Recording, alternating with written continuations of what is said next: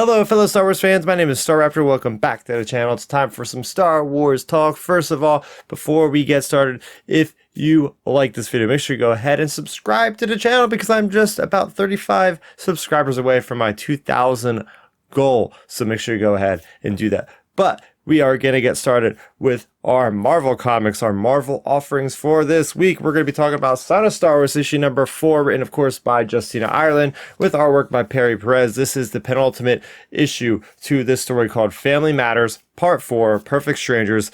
Yes, we have a lot of things going on in this penultimate issue. First of all, the grandmother of Son of Star Wars has been taken hostage. Meanwhile, Son of Star Wars' cousin, who has been going undercover to retrieve an Imperial artifact from her husband's ship, who is an Imperial. Meanwhile, he wants her on the ship to have his baby.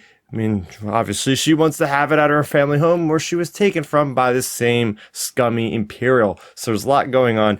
Basically, this story shows up where we have this big climactic fight on the snowy world in which Sana's brother, her estranged brother, shows up. And this guy is an Imperial officer who also happens to be a friend of her cousin's husband. So we have this whole big exchange. We learn about his backstory. And by the end of this, we have not only the grandmother, but also the cousin that is now in custody of the Imperials. And that is when the cousin's water starts to break. Yes, so we are in very deep territory here. This is not something we've ever seen in Star Wars, where the drama is at a climax because one of the characters' water has broken and they're about to have the baby in an environment that could be very dangerous. So the stakes are running high in this family story. So things I liked about this issue, first off, it's just really cool seeing about Fel, his history,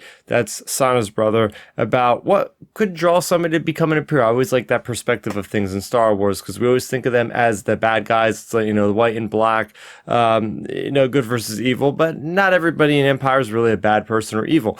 He has basically got jealous after his sister went to the academy to train, where she eventually finds Dr. Aphra Archaeology School.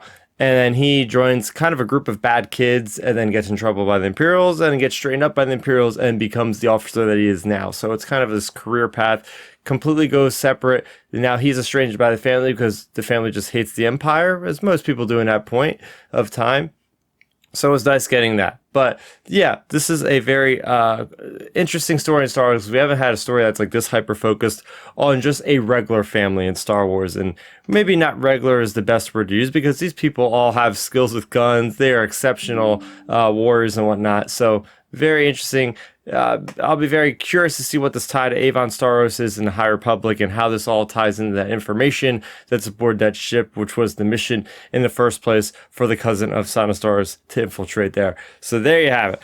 Speaking of a character that's kind of similar to Son of Starros, at least in her own sphere of influence, we have Dr. Aphra. We have Dr. Aphra, issue number 32. Ripple Effect starts a new storyline. This is written, of course, by Alyssa Wong and the Minkyu Jung legendary artist for this series, right? So this one, we have her kidnapping Luke Skywalker because she wants his help because she knows he is a pure of heart to be able to access this Jedi Temple-esque place in this gaseous atmosphere planetoid, and so she needs his help to go there and get that. So we go back to the good old Dr. Aphra. Spark Eternal is behind her, and now we're in this new story arc where she wants to use Luke to get this power, and she knows Luke also wants knowledge. So hey, maybe it's like you scratch my back, I scratch yours kind of situation, and that's where we have them flying the Archangel number 4. We're up to Archangel number 4. Every time we get a new one, it's a new number. It's funny because she goes through a lot of those ships. So anyway, we get to see Luke using the Force to kind of help them get through this area. And then we get to this magnificent looking castle, and they are attacked by these gaseous like creatures. And Luke is explaining about how the Force kind of comes and goes with him, which I think is kind of like a funny problem to have. It's like, oh, sometimes I have it, sometimes I don't. So anyway, that's the thing he's dealing with. Obviously, he has some personal problems there. But no, that was all caused from the big thing that happened in the Hidden Empire involving the Fermata Cage, and even the ripples are felt in the Darth Vader series, and the Emperor felt it and all that. Any Force user feels that kind of like avalanche of power and whatnot. So by the end of this, there's this huge revealing moment where Luke and Aphra are escaping these ethereal type creatures. They fall into this liquid pool. They surface from the liquid pool, and they're standing before them is none other than Shaak Ti and Aayla Secura. Yes, I know what you're thinking. Yes, these are supposed to be two Jedi. At least we know Aayla Secura definitely is. Even though Shaak Ti, her presence, her fate, I don't think has actually been sealed in canon. So this could be her. But yes, they were lured there originally because Aphra had found a holocommunicator or a hologram that showed from years and years ago about this place having power for the Jedi. So that is what they're doing there. Big shock and all moment that it got out of me. So I'm very much looking forward to that one. And last but certainly not least, what's always fun, written by Daniel Jose Older with Harvey Talabal on artwork, is from, of course, Dark Horse, The High Republic Adventures, issue number 5 out of 8.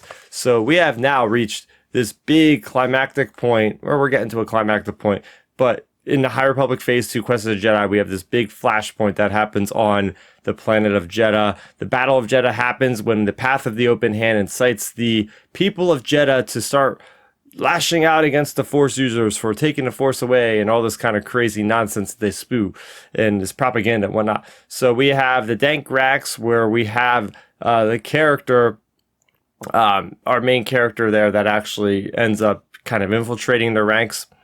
And then we also have what's going on with the people of Maz Kanata's crew.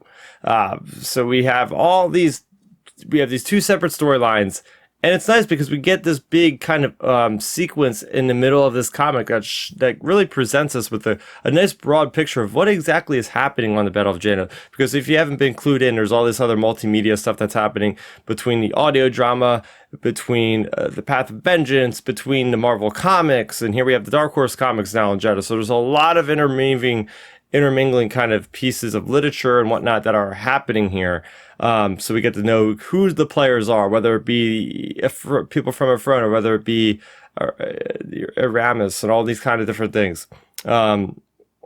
Eurona and Aramis, I believe that. And then we have the Path of Open Hand, and all these different characters, the Mother, who are all these people, what are they all doing? We get a nice snapshot of what's going on, and we have these two different groups. One is looking for Maz Kanata, the other are just trying to survive, basically, and it finally gets to the end, and we get this guy that's tracking down some of our titular characters in this comic book here. But yeah, for me, I really like this, where the story is going. Sav Malagan. I know, I was trying to remember the name the entire last 2 minutes. Sav Malagan is our titular character. The Kuzo, right? She's the Kuzo Jedi. And I like how we get that flashback in the beginning of this issue with her training on Takodana and learning about the lightsaber, the importance of the lightsaber. And then by the end of this issue, she's like giving the lightsaber away as a warning to this space cop guy to be like, hey, this is who I am. Just stay away from me or you're going to blow my cover, because she's undercover to try to free Maz Kanata, who we don't know at this point in time where exactly she is. Is she still in Jedha? Is she on a ship somewhere?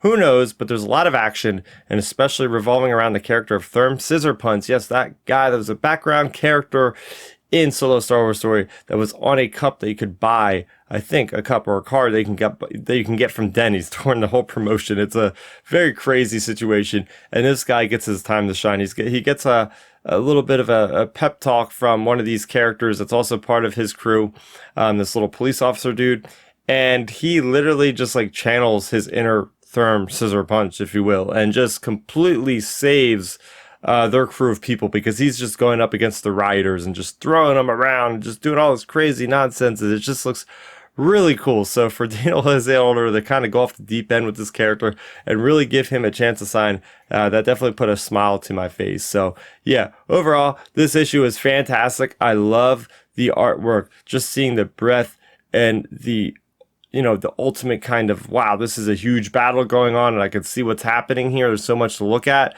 Absolutely loved it. We only have 3 issues to go, and the crazy part is I think they're releasing all 3 issues on the same day. Whenever they come out, it's all going to happen at once because they're trying to, catch up. They want all this High Republic stuff to be done, I guess, this month in June. So Who knows? But anyway, I'm excited to see more. But what did you guys enjoy specifically in this comic haul? What did you like the most out of all these comments? Let's talk about it in the comment section down below. For more on Star Wars, you're already in the right place.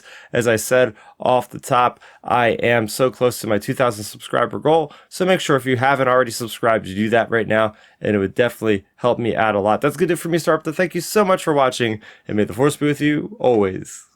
Thanks for checking out the video. Please hit that thumbs up symbol. It helps me know that I'm making content that you guys enjoy. And if you enjoyed this video, I also include 2 videos down below you guys should check out. And please consider subscribing to this channel. It helps support me and it notifies you guys of when I get new videos up on the channel. You can also contact me on Twitter, Facebook, and Instagram @StarRaptor.